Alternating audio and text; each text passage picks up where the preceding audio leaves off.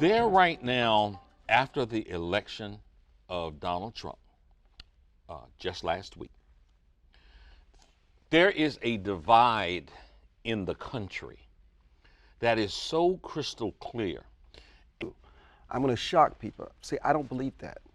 I don't think we're groups. I think we're individuals. I think just because something happens to you, I think race plays a role. Yes, no question about it. There's a lot of ignorance. There's a lot of stereotyping. But I think there's far less than that, than people actually stopping you and things happening to you because of your choices and because of your behavior. It is inexcusable that in Chicago, it's like Spike Lee said, it's like Chirac.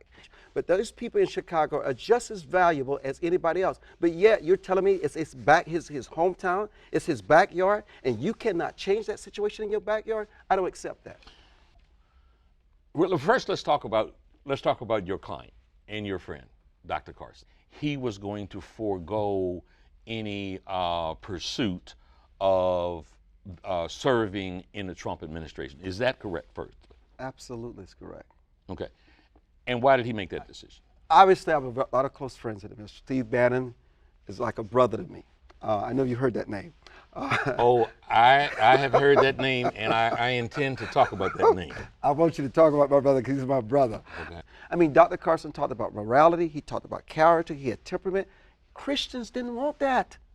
They wanted a bully. They wanted almost a gangster-style president. And so, oh, did you read the Pied Piper? Where Mrs. Clinton in her campaign in the WikiLeaks, I don't know if many people know this, they worked with the media. And in their memo, they said, let's make sure that a Ben Carson, a Ted Cruz, a Donald Trump rise.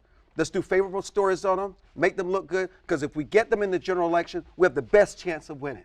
It was part of that strategy, Rob. They wanted Donald Trump as the nominee, Ben Carson, and Ted Cruz.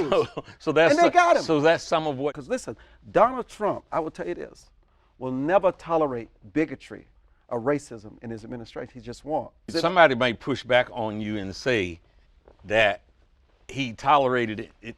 He and his dad tolerated it in their rental policies. Many people did during that period in our history.